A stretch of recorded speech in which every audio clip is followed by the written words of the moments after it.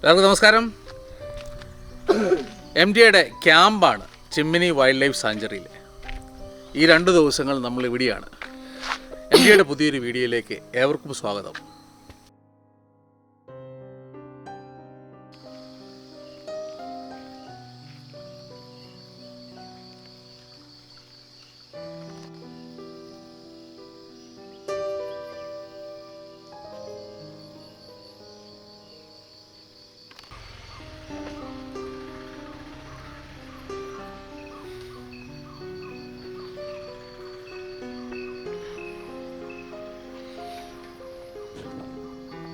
അതിരാവിലെയുള്ള യാത്രയായിരുന്നു. ചൊക്കന വഴിയായിരുന്നു യാത്ര. നേരം വെളുത്തു വരുന്നതേ ഉള്ളൂ. പെരുമ്പാവൂരിൽ നിന്ന് സുഹൃത്തുക്കൾ ആജാസും തൻസിലും കൂടെ കൂടി. മകൻ ജോസു ഈ യാത്രയിലും ഒപ്പമുണ്ട്. അങ്കമാലിയിൽ എത്തിയപ്പോഴാണ് മനീഷും ഞങ്ങൾക്കൊപ്പം കൂടിയത്.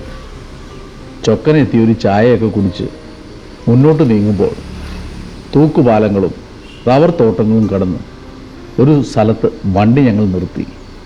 കുറച്ച് സമയം അവിടെ ചെലവഴിച്ച് മുന്നോട്ട് ചെല്ലുമ്പോൾ മാനും സർപ്പൻറ്റീകളും കാഴ്ചകളായി.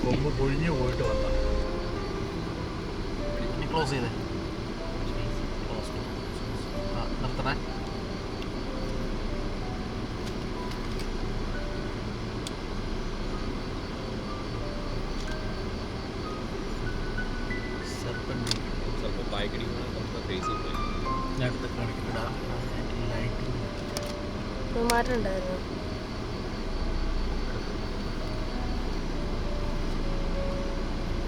ഓ ഇരിക്കുന്നുണ്ട്.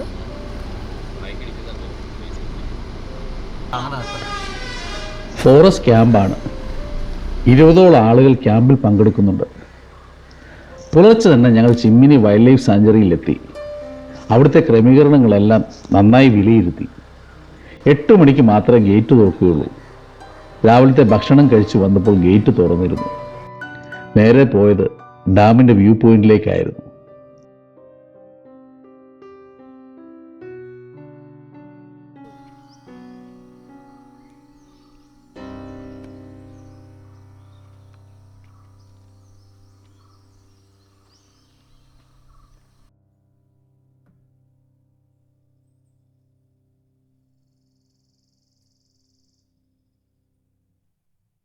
മുന്നിൽ കാട്ടുകോഴിയും കുടുംബവും തീറ്റ നിന്ന് നിൽക്കുമ്പോൾ ഡാമിൻ്റെ മനോഹര കാഴ്ച ഞങ്ങൾ ക്യാമറയിൽ പകർത്തുന്നുണ്ടായിരുന്നു. അത് ആസ്വദിക്കുകയും ചെയ്തു.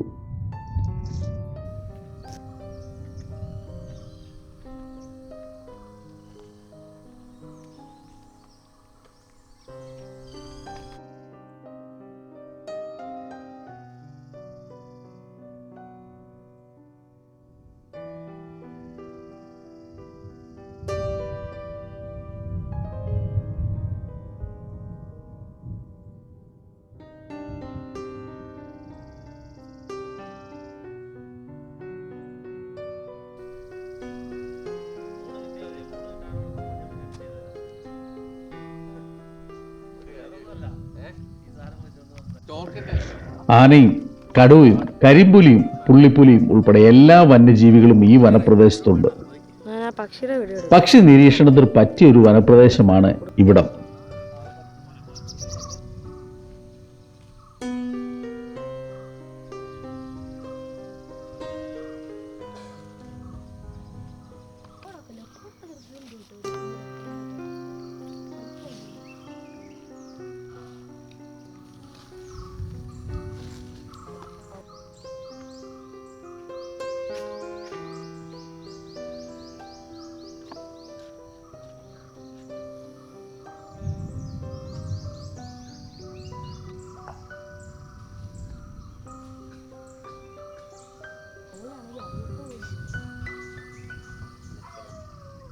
ജോസു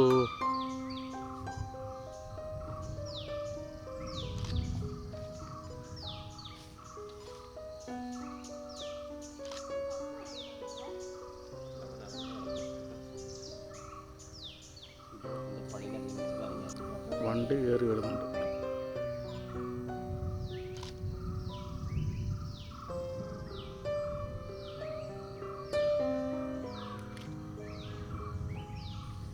മലയെണ്ണാലും കോഴി വേഴാമ്പലും തീക്കുരുവിയുമെല്ലാം കാഴ്ചയായപ്പോൾ ഞങ്ങൾക്കരികിൽ നിന്ന് ക്യാമറയ്ക്ക് പിടി തരാതെ 3 മുയലുകൾ കാട് കയറി പാഞ്ഞുപോയി. കാഴ്ചകൾ പകർത്തുമ്പോൾ എൻ്റെ മൂക്കിൽ കാറ്റടിച്ച് കയറി വരുന്ന ആ ദുർഗന്ധം ചുറ്റുവട്ടത്ത് എവിടെ ഒരു ബിഗ് ക്യാറ്റിൻ്റെ സാന്നിധ്യം വിളിച്ചോതി. കടുവയാകാൻ സാധ്യത കുറവാണ്. പുള്ളിപ്പുലിയുടെ സാന്നിധ്യം പെട്ടെന്ന് തന്നെ തിരിച്ചറിഞ്ഞു. തിങ്ങി നിറഞ്ഞു നിൽക്കുന്ന വനത്തിനുള്ളിൽ എവിടെയോ ആ ജീവി ഉണ്ടാകാം.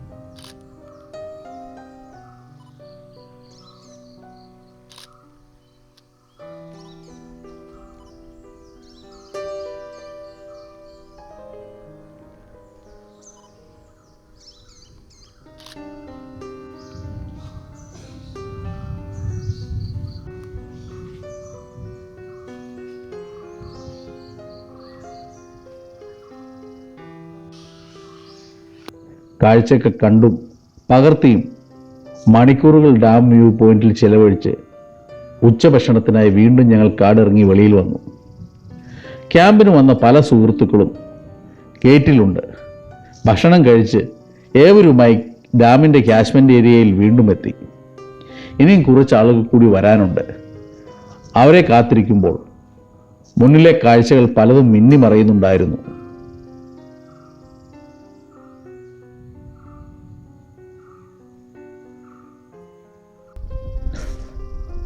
അക്കരെ നാടൻ പോത്തുകൾ മേഞ്ഞു നടക്കുന്നു.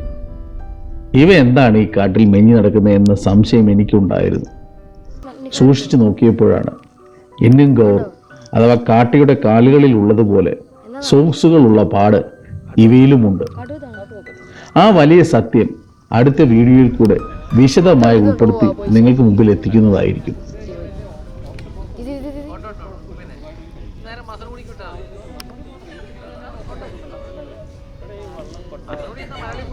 മുന്നിൽ പക്ഷിയിൽ പലതുമുണ്ട്. ഈ സമയം മുകളിൽ നിന്നൊരു പരുന്ത് താഴേക്ക് പറന്നു വന്ന് ഇരയെ റാഞ്ചുവാനുള്ള ശ്രമം നടത്തി. വെള്ളത്തിലുള്ള ഇര പരുന്തിനേക്കാൾ ശക്തനായിരുന്നു. ദൂരെ കാഴ്ചയാണ്. ഞാൻ പകർത്താതെ ഒഴിവാക്കിയ ആ ദൃശ്യം മകന്റെ ക്യാമറയുടെ ദൂരെ കാഴ്ചയിൽ ചില ദൃശ്യങ്ങൾ മാത്രം ഉൾപ്പെടുത്തി നിങ്ങൾക്ക് മുമ്പിലേക്ക് സമർപ്പിക്കുകയാണ്.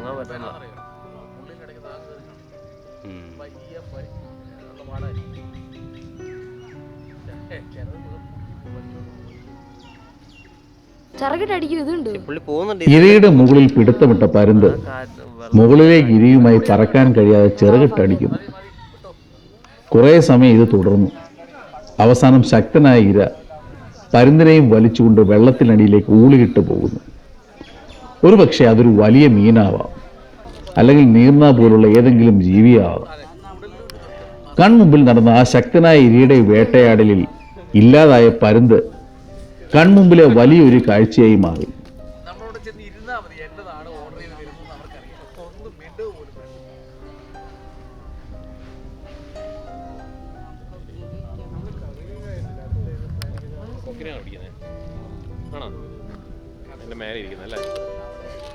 നേരെ കാണത്തില്ല.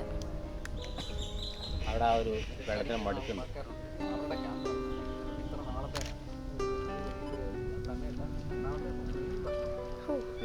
തൊണ്ടുണ്ടോ? പോയി ഇല്ല, ഒരു പൊട്ടുണ്ട് വെള്ളം. അത് മറ്റേ പാടത്തേക്ക് മുങ്ങിയിട്ടില്ല, ജസ്റ്റ്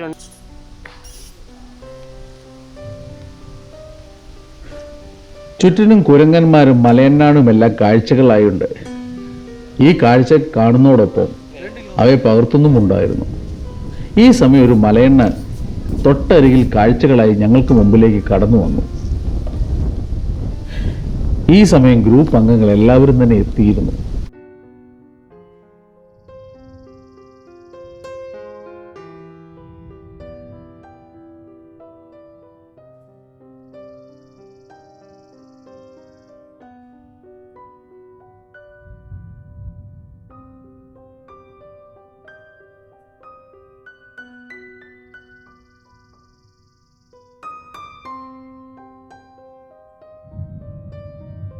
ചിമോനി എന്ന പേര് കേൾക്കുമ്പോൾ പലർക്കും ഉണ്ടായ സംശയം എനിക്കുമുണ്ടായിരുന്നു. എന്താണ് ഈ പേരിടാൻ കാരണം? സംശയം ക്യാമ്പിൽ നടന്ന ക്ലാസ്സിൽ ഞാൻ ചോദിക്കുകയുണ്ടായി. പൂർണ്ണമല്ല എങ്കിലും ഒരു ഉത്തരം ലഭിച്ചു. ബ്രിട്ടീഷുകാരുടെ കാലത്ത് ഈ വനപ്രദേശത്ത് ഒരു റബ്ബർ എസ്റ്റേറ്റ് ആക്കി മാറ്റിയിരുന്നു. ആ കാലത്ത് ജീവിച്ചിരുന്ന ബ്രിട്ടീഷുകാരുമായി ബന്ധപ്പെട്ടിട്ടുള്ള ഒരു പേരാണ് ചിമോനി. ചിമോനി എസ്റ്റേറ്റ് എന്നായിരുന്നു ആ കാലത്ത് ആ എസ്റ്റേറ്റിനെ അറിയപ്പെട്ടിരുന്നത്. ഒരു പക്ഷേ അവരുടെ ആരുടെയെങ്കിലും പേരാവാം. പിന്നീട് ചിമോനി എസ്റ്റേറ്റുമായി ബന്ധപ്പെട്ട് അതിനടുത്ത് ഡാമിന്റെ പ്രവർത്തനം നടന്നു. ഡാമിനും അതേ പേര് തന്നെ ഇടുകയാണ് ഉണ്ടായത്. ചിമോനി പറഞ്ഞു വന്ന് ഇന്ന് ചിമ്മിനി വരെയായി നിൽക്കുന്നു. ചിമോനി വൈൽഡ് ലൈഫ് സാഞ്ചുറി ഒരു ചരുവം പോലെയാണ് സ്ഥിതി ചെയ്യുന്നത്. ചുറ്റും മലകളും കാടുകളും നടുക്ക് പുഴകളും ഒഴുകി എത്തുന്ന ഒരു ഡാമും കൂടെ ഡാമിന്റെ ക്യാച്ച്മെന്റ് ഏരിയയും. സസ്യജന്തു ജീവജാലങ്ങളുടെ ഒരു കലവറ തന്നെയാണ് ചിമോനി വനപ്രദേശം. ഈ വനപ്രദേശവും എസ്റ്റേറ്റും നാടുമെല്ലാമായി ഇഴുകിച്ചേർന്ന് കിടക്കുന്നു. ആനകളുടെ വലിയൊരു താവളം കൂടിയാണ് ഈ എസ്റ്റേറ്റുകൾ. രാവിലെ 8 മുതൽ സഞ്ചാരികൾക്ക് ഇവിടെ പ്രവേശനവുമുണ്ട്. എൻട്രി പാസും ക്യാമറ ചാർജും അടച്ച് നമുക്ക് ഈ വനപ്രദേശത്തിൽ പ്രവേശിക്കാവുന്നതാണ്.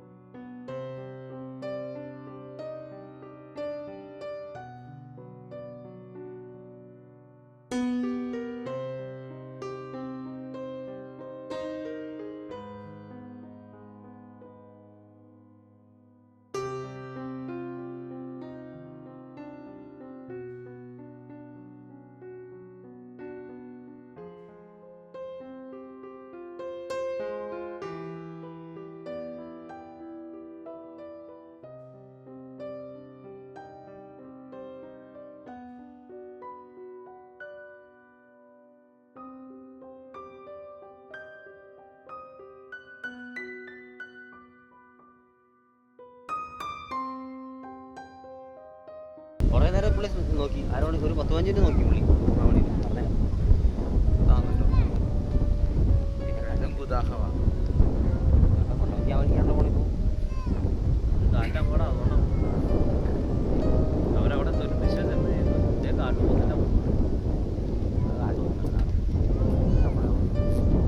റൂമിലെത്തി ഒരു ചായയും ഏത്തക്കാപ്പും ഒക്കെ കഴിച്ച് വീണ്ടും ഡാമിലെത്തി.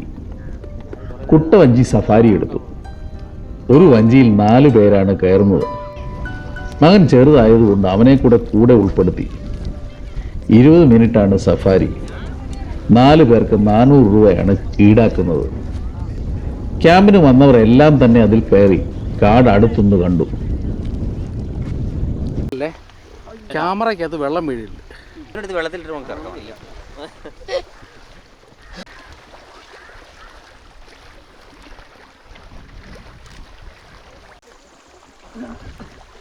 ചിമ്മിനി ഡാമിൽ നിന്ന് കൊട്ടവഞ്ചി സഫാരിയാണ്. എത്ര സമയമുണ്ട് ചേട്ടാ ഇത്? 20 മിനിറ്റ്. നമ്മൾ ഈ ഒരു ഡാമിൻ്റെ ഒരു ക്യാച്ച്മെൻറ്റ് ഏരിയ വഴി ഞങ്ങൾ 5 പേര്,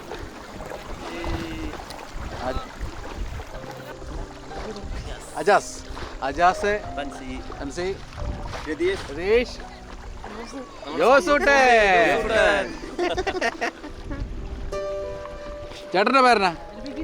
ഗിരീഷ്.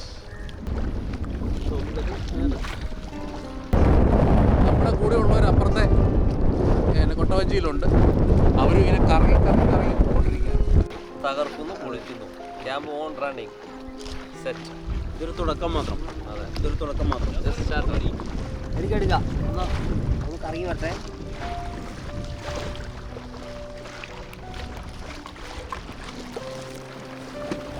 ഇതിൻ്റെ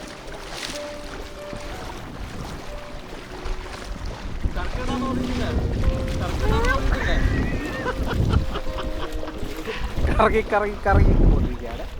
ഹോയ് ഹോയ് ഹോയ്. ഇതിന് പിന്നെ കിട്ടണല്ലേ സലിം കുമാർ വെക്കുന്നല്ലേ ഹോയ് ഹോയ് ഹോയ് ഹോയ് ഹോയ്. അങ്ങനെ വെള്ളം കുടിക്കാൻ ചേട്ടാ എപ്പോഴും LED ലൈറ്റ് കിട്ടിട്ട്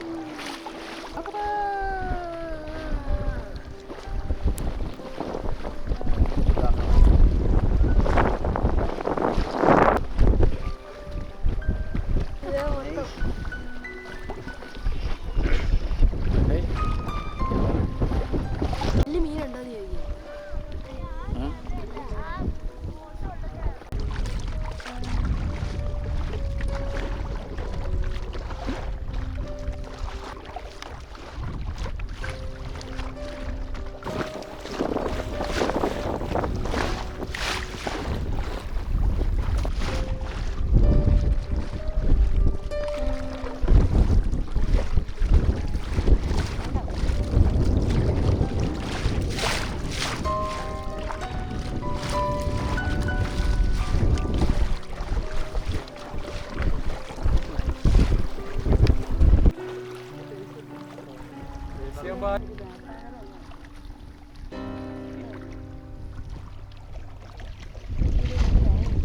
അങ്ങനെ ഇങ്ങോട്ട് പോരട്ടെ. ടൻ ടൻ ടൻ ടൻ ടൻ ടൻ ടൻ ടൻ ടൻ ടൻ ടൻ ടൻ ടൻ ടൻ ടൻ ടൻ.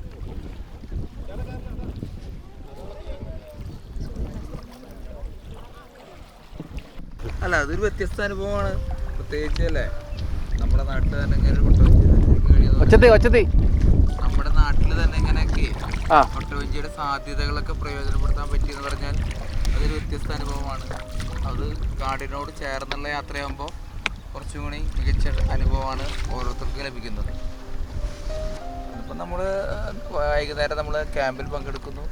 ചിമ്മിനിയെ കൂടുതൽ പരിപാടി ട്രക്കിംഗ് ഉണ്ട്.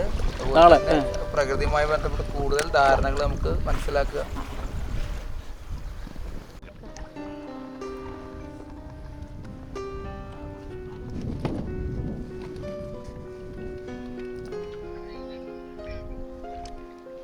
സെറ്റ്.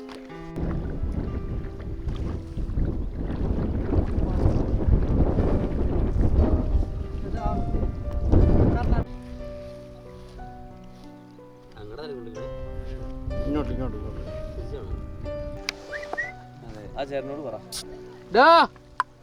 വീഡിയോ എടുത്തേ. വീഡിയോ കറക്കണത് ഇനി ഇറക്കൂ. അവരെടുത്തിട്ട് പോയി ഇറങ്ങണ്ടല്ലോ. അവര് ഇച്ചിരി മൂലക്കെട്ടുണ്ടേ കറക്കം.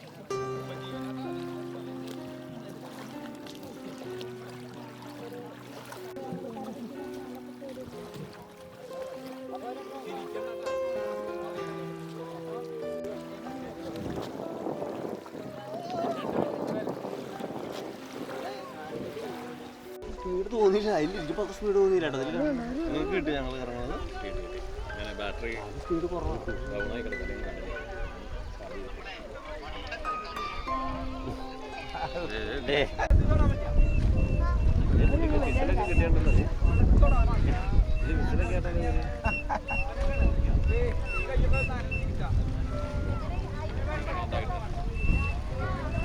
വിനോദപ്രദമായ സഫാരിക്ക് ശേഷം റൂമിലെത്തി.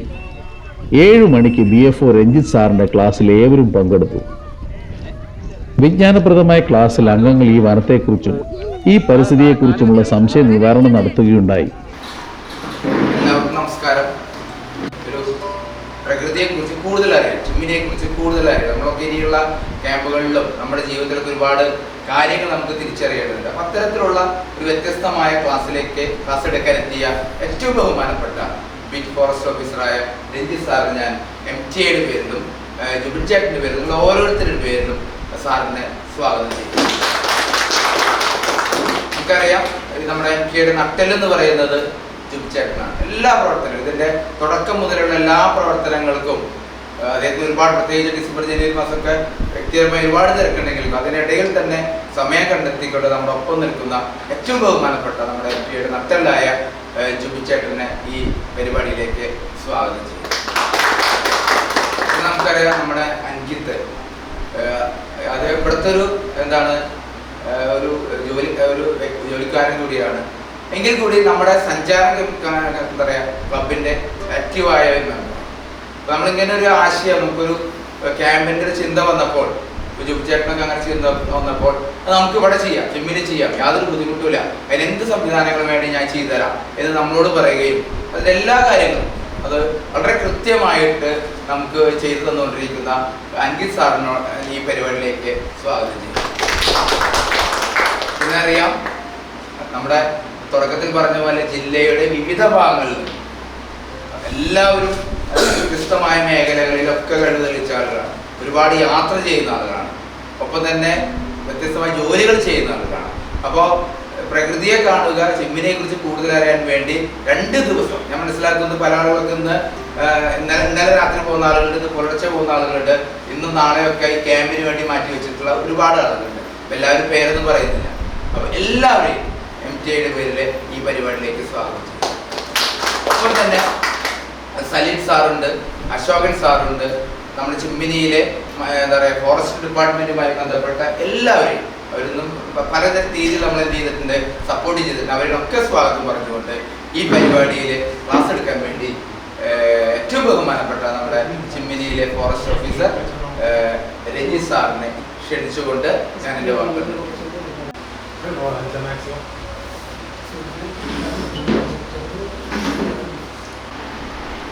എല്ലാവർക്കും നമസ്കാരം. എനിക്ക് വളരെ മുന്നേ എന്നോട് ഇത്തരത്തിലൊരു ക്ലാസ്സിനെ കുറിച്ച് പറഞ്ഞിരുന്നു. ഞാൻ വളരെ സന്തോഷത്തോടെ അത് ഏറ്റെടുത്തു. എന്താണെങ്കിൽ ചിമ്മിണിയിൽ 2022 ഒരു അധിനിവേശ സസ്യം വന്നുപെട്ടു നമ്മുടെ ടാങ്കിൽ, നമ്മുടെ പുൽപ്പുലിൽ. അതിനെ ഇവിടെ നിന്ന് നിർമ്മാർജ്ജനം ചെയ്യാൻ വേണ്ടി ഏറ്റവും കൂടുതൽ ഞങ്ങൾ സപ്പോർട്ട് ചെയ്തത് ഇതുപോലത്തെ ഒരു പരിസ്ഥിതി പ്രവർത്തനങ്ങളുടെ വിവിധ കൂട്ടായ്മകളായിട്ട്. അതിൻ്റെ ഒരു വീഡിയോ, അതിൻ്റെ ഒരു സംഭവം ഞാൻ കാണിച്ചു തരാം. അതെന്താ ചെയ്തത്. അതിൽ പലതരത്തിലുള്ള, അതുപോലെ തന്നെ പല ജീവിതത്തിലെ നാനാ മേഖലയിൽ നിന്നുള്ള ആൾക്കാരുണ്ടായിരുന്നു, സർക്കാർ ഉദ്യോഗസ്ഥരുണ്ടായിരുന്നു. അവരെല്ലാവരും തന്നെ അവർക്ക് ഫ്രീ കിട്ടുന്ന സെക്കൻഡ് സാറ്റർഡേയും സൺഡേയും ഒക്കെയാണ് ഈ ഒരു പ്രയത്നത്തിന് വേണ്ടി ഇവിടെ വന്നത്. നമ്മളൊക്കെ അത്ഭുതപ്പെട്ടു പോയി. അപ്പോൾ അത് വളരെ സന്തോഷമായി. അതുകൊണ്ട് തന്നെ ഇത്തരത്തിലുള്ള NGO പരിപാടികൾക്ക് നമ്മളെന്തായാലും കലീമാണെങ്കിൽ കൂടി ഞാൻ വരുന്നതിനോട് ഞാൻ പറയാറുണ്ട്. മാത്രമല്ല, ഇന്ന് ഫോറസ്റ്റ് ഡിപ്പാർട്ട്മെൻറ്റ് നേരിടുന്ന ഒരു പ്രതിസന്ധി എന്താണെന്ന് ചോദിച്ചിട്ടുണ്ടെങ്കിൽ 2 പ്രതിസന്ധിയാണ് നേരിടുന്നത്. ഒന്ന്, പണ്ടത്തെ പോലെ ഞങ്ങൾക്കും ജനങ്ങൾക്കും ഇടയിൽ നല്ലൊരു ബ്രിഡ്ജ് നഷ്ടപ്പെട്ടു. നല്ല പരിസ്ഥിതി പ്രവർത്തകരുടെ ബ്രിഡ്ജ് നഷ്ടപ്പെട്ടൊരു കാലഘട്ടത്തിലാണ്. 2, ഇപ്പോൾ നമ്മൾ ജീവിക്കുന്നത് ഒരു സത്യാനന്തര കാലഘട്ടം എന്ന് വേണമെങ്കിൽ പറയാം. ആർക്ക് വേണമെങ്കിലും സത്യമുണ്ടാക്കാം എന്നൊരു കാലഘട്ടത്തിൽ ജീവിക്കുമ്പോൾ ഈ ബ്രിഡ്ജ് കൂടി നഷ്ടപ്പെട്ട് കഴിഞ്ഞില്ല. അതേസമയം മറുവശത്ത് വന്യജീവി സംഘർഷങ്ങൾ പോലുള്ള വളരെ സെൻസിറ്റീവായിട്ടുള്ള, വളരെ ചുരുക്കത്തിൽ പറഞ്ഞാൽ പരിഹാരമില്ലാത്ത ഒരു പ്രശ്നം നമ്മൾ ഫേസ് ചെയ്യണം. അപ്പോൾ ഇത്തരത്തിൽ വനംവകുപ്പ് ഒരു പ്രതിസന്ധിയിലൂടെ കടന്നു പോകുമ്പോൾ ഇത്തരത്തിലുള്ളൊരു കൂട്ടായ്മകളിലൂടെ അറ്റ്ലീസ്റ്റ് അവർ വന്ന് പങ്കെടുക്കുന്ന ഒരു സ്ഥലത്തെ ഒരു അവസ്ഥയിൽ പഠിച്ചു പോവുകയാണെങ്കിൽ ഭാവിയിൽ അത് ഞങ്ങൾക്കാണ് ഏറ്റവും കൂടുതൽ ഉപകാരം ചെയ്യുക. കാരണം ജനങ്ങളായിട്ട് ഞങ്ങളെ പ്രതിരോധിക്കാൻ, സത്യം വെളിപ്പെടുത്താൻ ഇതുപോലൊരു കൂട്ടായ്മ ഉണ്ടാവും എന്നൊരു പ്രതീക്ഷയാണ്. ചിമ്മിണിയെ സംബന്ധിച്ച് നോക്കുകയാണെങ്കിൽ നമ്മുടെ കേരളത്തിൻ്റെ മാപ്പിൽ കാണുന്നത് പോലെ 1600 കിലോമീറ്റർ നീണ്ടു കിടക്കുന്ന നമ്മുടെ പശ്ചിമഘട്ടത്തിൻ്റെ മെയിൻ സ്ട്രീമിലൊന്നും പെടാതെ കണ്ടറിയപ്പെട്ടില്ല. ഇവിടെയാണ് ചിമ്മിണി. ഓഫ് ഷൂട്ട് എന്നാണ് പറയുന്നത്. ഒരു ശാഖ പോലെ, പശ്ചിമഘട്ടത്തിൻ്റെ ഒരു ശാഖ പോലെ കിടക്കുന്ന ഒരു പ്രദേശമാണ്. അവിടെയാണ് ചിമ്മിണി വന്യജീവി സങ്കേതം സ്ഥിതി ചെയ്യുന്നത്. നമ്മൾ ഓഫ് ഷൂട്ട് എന്നാണ് പറയുന്നത്. ചുരുക്കി പറഞ്ഞാൽ നമ്മുടെ നെല്ലിയാമ്പതിയുടെ പടിഞ്ഞാറൻ ചെരുവിലാണ് ഈ വന്യജീവി സങ്കേതം. കേരളത്തിലെ ഏറ്റവും പ്രധാനപ്പെട്ട ഒരു വന്യജീവി സങ്കേതമാണ് ചിമ്മിണി. മാത്രമല്ല 45,000 സ്ക്വയർ കിലോമീറ്റർ ഈ വലിയ കാടിൻ്റെ തുടർച്ചയാണ് നമ്മുടെ ഈ സങ്കേതം. പൊതുജനങ്ങളോട് നമ്മൾ സംസാരിക്കുമ്പോൾ ബയോഡൈവേഴ്സിറ്റിയേക്കാൾ ഉപരി നമ്മൾ പറയുന്ന ഒരു കാര്യം വളരെ സിമ്പിളായിട്ട് പറഞ്ഞാൽ ഈ 113 സ്ക്വയർ കിലോമീറ്ററിൽ ഉത്ഭവിക്കുന്ന 2 നദികളാണ് കേരളത്തിലെ 13,000 സ്ക്വയർ കിലോമീറ്ററുള്ള പൊന്നാനി തൃശ്ശൂർ കോൾവെറ്റ്ലാൻഡിന് പാടത്തിന് വെള്ളം കൊടുക്കും. ഏറ്റവും ചുരുക്കി പാടം. മാത്രമല്ല ഈ പാടത്തേക്ക് 13,000 ഹെക്ടർ. മാത്രമല്ല ഈ പാടങ്ങളിലേക്ക് വെള്ളം തുറന്നു വിടുമ്പോൾ ഒരുപാട് പഞ്ചായത്തുകളുടെ കിണറുകളാണ് വേനൽക്കാലത്ത് റീചാർജ് ചെയ്യപ്പെടുന്നത്. ഇത് ഞാൻ പറയാൻ കാരണം ബ്രിട്ടീഷുകാർ ഒരു 5 കൊല്ലം കൂടി ഭരിച്ചിരുന്നെങ്കിൽ നമുക്ക് ഈ ക്ലാസ് ഉണ്ടാവില്ല, ഈ വന്യജീവി സങ്കേതം. ഇത് പറയാനുള്ള കാരണം നിങ്ങളെല്ലാവരും വരുമ്പോൾ പാലപ്പള്ളി തൊട്ട് വളവ് തിരിഞ്ഞപ്പോൾ തൊട്ട് റബ്ബറാണ് കാണുന്നത്. അല്ല, 2 സൈഡും റബ്ബറാണ് കാണുന്നത്. നിങ്ങൾ വന്ന നല്ലൊരു കാട്ടിലേക്കാണ്. നമ്മുടെ വന്യജീവി സങ്കേതത്തിൻ്റെ ഗേറ്റ് കടന്നിട്ടും ഈ റബ്ബർ അവസാനിക്കുന്നില്ല. അപ്പോൾ നമുക്ക് തന്നെ ഒരു സംശയം, ഇത് റബ്ബർ സങ്കേതമാണോ അതോ വന്യജീവി സങ്കേതമാണോ എന്നുള്ളത്. അവിടെ നമ്മൾ ചരിത്രത്തിൻ്റെ ഒരു വലിയ നമ്മളിൽ അവശേഷിപ്പിച്ചു പോയൊരു പ്രശ്നം അവിടെയുണ്ട്. ബ്രിട്ടീഷായിട്ട് തുടങ്ങി വെച്ചതാണ്. ഇനി നിങ്ങൾ റബ്ബർ കാണുമ്പോൾ ചിന്തിക്കേണ്ടത് ബ്രിട്ടീഷ് നേവി മറ്റു രാജ്യങ്ങളെ കീഴ്പ്പെടുത്താൻ പോയ കപ്പലുകളെ കുറിച്ചാണ് ചിന്തിക്കേണ്ടത്. അവർക്ക് വേണ്ടിയുള്ള തേക്കിനെ വേണ്ടിയിട്ടാണ് നമ്മുടെ ഈ വന്യജീവി സംഘം ഓടിച്ചത്. മുന്നേ പാലപ്പള്ളി വരെ അതൊരു മഴക്കാടായിരുന്നു. അല്ല, പാലപ്പള്ളി വരെ മഴക്കാടായിരുന്നു. ആ മഴക്കാടാണ് ബ്രിട്ടീഷ് നേവിക്ക് വേണ്ടി അവരുടെ കപ്പലുകൾക്ക് വേണ്ടി സ്റ്റീലിനെ കണ്ടുപിടുത്തം വ്യാപകമാകാതിരുന്ന കാലത്ത് മുറിച്ച് അതിനെ അവിടെ ആദ്യം കാപ്പി പ്ലാന്റേഷൻ വരികയും അത് സക്സസ് ആവാതിരുന്നപ്പോൾ തേയില വരികയും അത് സക്സസ് ആവാതിരുന്നപ്പോൾ പിന്നീട് റബ്ബർ വരികയും ചെയ്തു. കൊച്ചിൻ മലബാർ എന്ന് പറയുന്ന ഒരു എസ്റ്റേറ്റ്. ഇന്ന് ഈ ഒരു റബ്ബർ എസ്റ്റേറ്റ് തന്നെയാണ് ഇവിടുത്തെ വന്യജീവി സംരക്ഷണത്തിൻ്റെ പ്രധാന കാരണം. ഇപ്പോൾ ചെമ്മിണിയെ കുറിച്ച് പറയുകയാണെങ്കിൽ ഇവിടുത്തെ രണ്ട് തരത്തിലുള്ള കമ്മ്യൂണിറ്റിയാണ് പ്രധാനമായിട്ടുള്ളത്. 100 വർഷങ്ങൾക്ക് മുന്നേ ബ്രിട്ടീഷുകാരെ ഈ തോട്ടത്തിലേക്ക് തൊഴിലാളികളായിട്ട് കൊണ്ടുവന്ന മുസ്ലിം കമ്മ്യൂണിറ്റിയിൽപ്പെട്ട വിഭാഗക്കാരും ഇവിടുത്തെ തദ്ദേശീയരായിട്ടുള്ള ഇവിടുത്തെ കാടിൻ്റെ മക്കളായിട്ട് ഇവിടെ ജനിച്ചു വളർന്ന മലയ സമുദായത്തിൽപ്പെട്ട ആളുകളാണ് ഇവരുടെ സെറ്റിൽമെന്റ് മുന്നേ നമ്മൾ വരുമ്പോൾ കണ്ടൊരു മുറിച്ച റബ്ബർ കാടുണ്ടായിരുന്നു. അവിടെ ആയിരുന്നു അല്ലെ ഇവരുടെ സെറ്റിൽമെന്റ് ഉണ്ടായിരുന്നു. ഒരു സ്റ്റാക്ടർ എടുക്കുകയായിരുന്നു. അവിടെ നിന്ന് വരെ ഒരു 8 ഹെക്ടർ വനഭൂമികൾക്ക് കൊടുത്ത് അവിടെയാണ് ഇവിടെ സെറ്റിൽ ചെയ്തിരിക്കുന്നത്. അതാണ് നിങ്ങൾ കാണുന്നത്. പിന്നെ ബാക്കിയുള്ള ആൾക്കാരെന്ന് പറഞ്ഞാൽ ഇവിടെ വന്ന് സെറ്റിൽമെന്റ് ചെയ്തിച്ച കമ്പനി കൊണ്ടുവന്ന് അടിക്കായിട്ട് കൊണ്ടുവന്ന് അടിമകളെ പോലെ തന്നെ കൊണ്ടുവന്ന് സെറ്റിൽ ചെയ്തിച്ച മുസ്ലിം കമ്മ്യൂണിറ്റീസാണ്. അപ്പോൾ ഞാൻ എല്ലാവരോടും ഒരു സർവേക്ക് വേണ്ടി സംസാരിച്ച സമയത്ത് അവർ പറഞ്ഞൊരു 5 കൊല്ലം 6 കൊല്ലങ്ങൾക്ക് അപ്പുറത്ത് സാധാരണ ഒരു നാട് പോലെയായിരുന്നു ചിന്തിക്കും. വലിയ ജീവ പ്രശ്നങ്ങളുണ്ടായിരുന്നില്ല. സാധാരണ നമ്മളെ പോലെ തന്നെ എല്ലാ ആക്ടിവിറ്റികളും നടന്നിരുന്നു. പക്ഷെ ഇപ്പോൾ ഒരു സമയം കഴിഞ്ഞാൽ ഒരു ഭയപ്പെടുന്നു അല്ലെ, സ്വന്തം നാട്ടിലേക്ക് വരാൻ ഒരു സമയം കഴിഞ്ഞാൽ ഭയപ്പെടണം. മാത്രമല്ല നമ്മളൊക്കെ സിമ്പിളായിട്ട് പറഞ്ഞ ഒരു സെക്കൻഡ് ഷോ കാണാൻ പോലും ഏറ്റവും സിമ്പിളായിട്ട് പറഞ്ഞാൽ എന്റർടൈൻമെന്റ് ആയിട്ട് പറയാൻ അതുപോലും അവർക്ക് പറ്റില്ല. പട്ടിണിയിലേക്ക് പോവാണ്. പല ആൾക്കാരും ഗൾഫിൽ നിന്ന് തിരിച്ചു വന്നിട്ട് ഇവിടെ തന്നെ ചെയ്യാൻ വേണ്ടി വന്ന ആൾക്കാരുണ്ട്. ഒന്നും പറ്റുന്നില്ല, ഇവർക്ക് പറ്റുന്നില്ല. ഈ സ്ഥലം വിട്ടു പോകാൻ പറ്റുമോ? അതും പറ്റുന്നില്ല. റോഡ് ഫോർ സൈഡിങ് കോഴ്സോ കണ്ടിരുന്ന പോലെ അതും പറ്റുന്നില്ല, ഒന്നും പറ്റുന്നില്ല. ഇതിന്റെ കാരണക്കാരാണ് വന്യമൃഗങ്ങൾ. അതെവിടെ നിന്ന് വരുന്നത്? കാട്ട്. അപ്പൊ നമ്മുടെ പ്രശ്നം ആരാ? ഫോറസ്റ്റ്. അത് സംരക്ഷിക്കുന്ന ആരാ? ഞാൻ പ്രത്യേകിച്ച് പറയുന്നത് അതായത് ഓരോ വർഷവും കാലാവസ്ഥ ഉച്ചകൂടി നടക്കും. അവർ അണ്ടിപ്പരിപ്പ് മുന്തിരി കഴിച്ച് തിരിഞ്ഞു പോകുന്നല്ലാണ്ട് ഒന്നും നടക്കുന്നില്ലേ. അവർ ഈ പ്രശ്നത്തെ പ്രധാന രാഷ്ട്രങ്ങൾ ആരും തന്നെ ഇപ്പോഴും ഈ പ്രശ്നത്തെ അഡ്രസ് ചെയ്യുന്നില്ല. ഇപ്പോൾ യൂറോ 6 ഒക്കെ വന്നു, എന്താ പറയുക, ഭാരത് 6 ഒക്കെ വന്നു, ഇലക്ട്രിക് വണ്ടി വന്നു എന്ന് വിചാരിക്കുക. അതൊക്കെ എത്ര നഷ്ടങ്ങളാണെന്ന് വെച്ച് കഴിഞ്ഞിട്ടുണ്ടെങ്കിൽ ഇലക്ട്രിക് വണ്ടിയുടെ ടെക്നോളജി സാധാരണക്കാരന് മേടിക്കുന്ന പോലെ മാറ്റിയിട്ടുണ്ടോ? ഇത് മാറ്റാൻ പറയുന്നുണ്ടോ? ആലോചിച്ചോളൂ. മാറ്റില്ല. മരിക്കാൻ കിടക്കുമ്പോഴും കാശിന് എവിടെ ഇല്ലെന്ന് പറയുന്നത് മാറ്റില്ല. എന്നാൽ ഓരോ രാജ്യത്തിനും 100 ബില്യൺ കോടി വെച്ചിട്ട് സഹായം കൊടുക്കണം മറ്റു രാജ്യങ്ങൾ. കാരണം നിങ്ങളൊക്കെ ചെയ്തു വെച്ചതിന്റെ ഫലമാണ് അവരനുഭവിച്ചുകൊണ്ടിരിക്കുന്നത്. നിങ്ങളുടെ സമ്പന്നതയാണ് അവരുടെ പ്രശ്നത്തിന്റെ കാരണം. എന്നാൽ അവരെ നിങ്ങൾ സഹായിക്കില്ല. ഇപ്പൊ തന്നെ നമുക്ക് വൈൽഡ് ലൈഫിൽ ഫണ്ട് കുറവാണ്. നമുക്ക് ഫെൻസിങ് ചെയ്യണമെങ്കിൽ എത്ര ഫണ്ട് വേണമെന്ന് ആലോചിച്ചു നോക്കും. അപ്പോൾ ഇതിനെ രണ്ടിന്റെ ഇടയിൽ പെട്ട് കിടക്കുന്ന ഒരു ഡിപ്പാർട്ട്മെന്റാണ് ആര്? ഞങ്ങള്. കേരളത്തിന്റെ മുൻ ചീഫ് സെക്രട്ടറി നമ്മുടെ ടോം ജോസ് സാറ്, അദ്ദേഹം ഫിൻലാൻഡിൽ വിദ്യാഭ്യാസത്തെ കുറിച്ചിട്ടൊരു പഠനം നടത്തി. സംസ്ഥാന സർക്കാരിന്റെ നിർദ്ദേശപ്രകാരമാണ് അദ്ദേഹം ചീഫ് സെക്രട്ടറി ആയത്. അപ്പോൾ അദ്ദേഹം ഫിൻലാൻഡിനെ കുറിച്ച് പഠനം നടത്തിയപ്പോൾ അദ്ദേഹം പല കാര്യങ്ങൾ അതിനെക്കുറിച്ച് കണ്ടെത്തി. ഇതിൽ പ്രധാനപ്പെട്ട കാര്യം എന്ന് പറയുന്നത് ആരാണ് മികച്ച അധ്യാപകർ എന്നൊരു കാര്യത്തെക്കുറിച്ച് ആ പഠനത്തിലുണ്ടായിരുന്നു. അപ്പോൾ അതിൽ അദ്ദേഹം കണ്ടെത്തിയ കാര്യം ഇങ്ങനെയാണ്: തൻ്റെ മുന്നിലിരിക്കുന്ന കുട്ടികളെന്ന വ്യക്തികൾ ആരായിക്കോട്ടെ, അവരിൽ ചില സ്മാർട്ട് ഉണ്ടാക്കി കൊടുക്കാൻ പറ്റുന്ന ആരാണോ അത്തരം ആളുകളെയാണ് യഥാർത്ഥ അധ്യാപകരായിട്ട് ഫിൻലാൻഡിൽ പരിഗണിക്കുന്നത്. യഥാർത്ഥത്തിൽ ഈ ക്ലാസ് നമ്മൾ കേട്ട് കഴിഞ്ഞപ്പോൾ നമ്മുടെ മനസ്സിലേക്കൊക്കെ ഒരു സ്പാർക്ക് വന്നിട്ടുണ്ട്, ഒരു തീയിട്ടുണ്ട് സാർ. കൃത്യമായിട്ട് നമ്മൾ പ്രകൃതി എന്ന് പറയുമ്പോൾ, അല്ലെങ്കിൽ ചിമ്മിനി എന്ന് കേൾക്കുമ്പോൾ, അല്ലെങ്കിൽ പരിസ്ഥിതി മനുഷ്യൻ തമ്മിലുള്ള ബന്ധം എന്നതിനെ കുറിച്ചൊക്കെ നമുക്കൊരു കാഴ്ചപ്പാടുണ്ടായിരുന്നു. പക്ഷെ ഇപ്പൊ ക്ലാസ് കഴിഞ്ഞപ്പോഴാണ് അതിൽ നിന്നൊക്കെ വ്യത്യസ്തമായ ചില ആശയങ്ങൾ നമ്മളുടെ മനസ്സിലേക്ക് വന്നത്. അത് മാത്രമല്ല, ഞാൻ നേരത്തെ പറഞ്ഞ ഒരു സ്പാർക്ക് നമ്മുടെ ഉള്ളിലേക്ക് വന്നിട്ടുണ്ട്. സാറിന്റെ ക്ലാസ് നമ്മൾ കടന്നു പോകുമ്പോൾ, അതായത് പ്രാചീന കാലം മുതൽ ഏറ്റവും പുതിയ നമ്മുടെ കാലാവസ്ഥ ഉച്ചകോടിയുമായി ബന്ധപ്പെട്ട് ദുബായിൽ നടന്ന ഏറ്റവും പുതിയ കാലാവസ്ഥ ഉച്ചകോടിയുമായി ബന്ധപ്പെട്ട എല്ലാ കാര്യങ്ങളെ കുറിച്ചും സമഗ്രമായിട്ട് നമുക്ക് പറയുന്നുണ്ട്. പ്രത്യേകിച്ച് ഞാൻ തൃശ്ശൂർ ജില്ലക്കാരനാണ്, ഞാൻ കുന്നംകുളത്താണ് എൻ്റെ വീട്. അപ്പോൾ എൻ്റെ ജില്ലയിൽ തന്നെയാണ് ഈ ചിമ്പ്. പക്ഷെ എനിക്ക് ഇവിടുത്തെ ഒരു വൈവിധ്യ സത്യം പറഞ്ഞാൽ കൃത്യമായിട്ട് ധാരണ. വൈവിധ്യമാർന്ന സസ്യങ്ങളും ജീവജാലങ്ങളുള്ള ഒരു വലിയൊരു ആവാസ വ്യവസ്ഥയാണ്. അപ്പൊ ഇത്തരത്തിലൊക്കെ നമ്മളിലൊക്കെ ഉൾക്കാഴ്ച ലഭിക്കാൻ പറ്റാവുന്ന വളരെ മഹത്തായ ഒരു ക്ലാസ്സിലൂടെയാണ് നമ്മൾ കടന്നുപോയത്. അപ്പൊ ഞാൻ എൻ്റെ ചുമതലയിലേക്ക് കിടക്കണം. അപ്പൊ അത്രയും മനോഹരമായ നമ്മളെയൊക്കെ തോട്ട് പ്രൊവോക്കിംഗ് ആക്കുന്ന ഒരു ക്ലാസ് നമുക്ക് നൽകിയ നമ്മുടെ ഏറ്റവും ബഹുമാനപ്പെട്ട നമ്മുടെ പീറ്റ് ഓഫീസർ നമ്മുടെ രഞ്ജിത്ത് സാറിനോടുള്ള നന്ദി, പ്രത്യേകിച്ച് MTA-യുടെ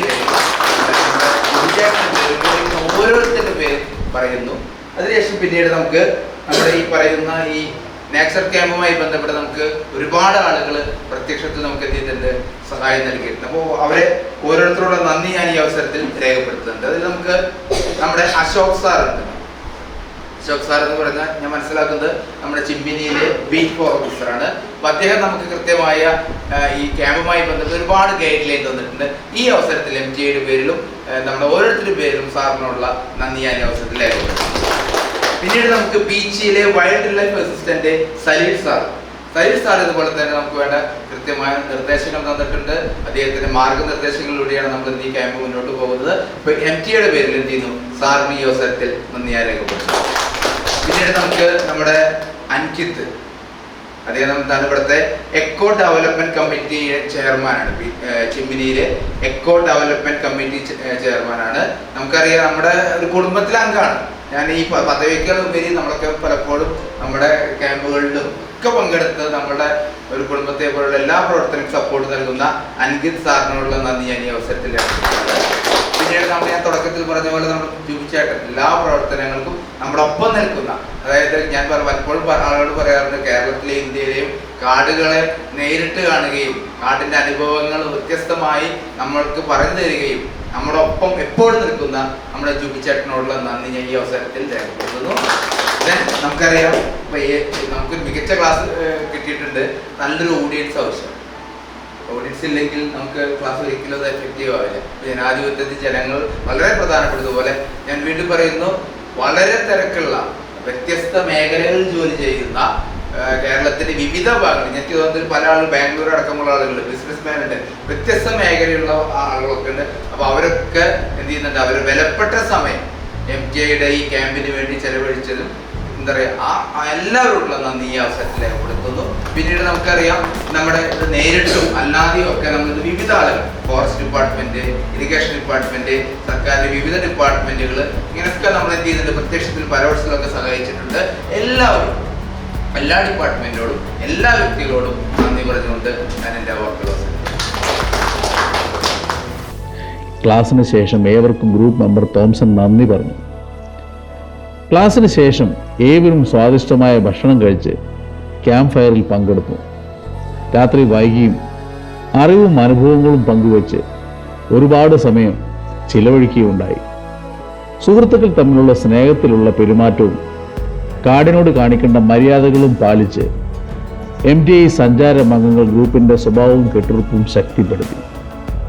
ക്യാമ്പിൻ്റെ നാളത്തെ ദിനം മറ്റൊരു വീഡിയോയിൽ കൂടി ഉൾപ്പെടുത്തുന്നതാണ്. കാഴ്ചകൾ വീണ്ടും നിങ്ങളുടെ മുമ്പിലേക്ക് എത്തുവാൻ ചാനൽ സബ്സ്ക്രൈബ് ചെയ്യുക. നിങ്ങളുടെ അഭിപ്രായങ്ങൾ തുറന്ന മനസ്സാലെ അറിയിക്കുക. നിങ്ങളുടെ അഭിപ്രായം എനിക്ക് വിലപ്പെട്ടതാണ്. ആ അഭിപ്രായമാണ് വീണ്ടും യാത്രകളിലേക്കുള്ള എൻ്റെ പ്രചോദനം. മറ്റു കാഴ്ചകളുമായി വീണ്ടും കാണാം. നന്ദിയോടെ, സ്നേഹത്തോടെ, ജൂബി കരിക്കാടൻ MTA.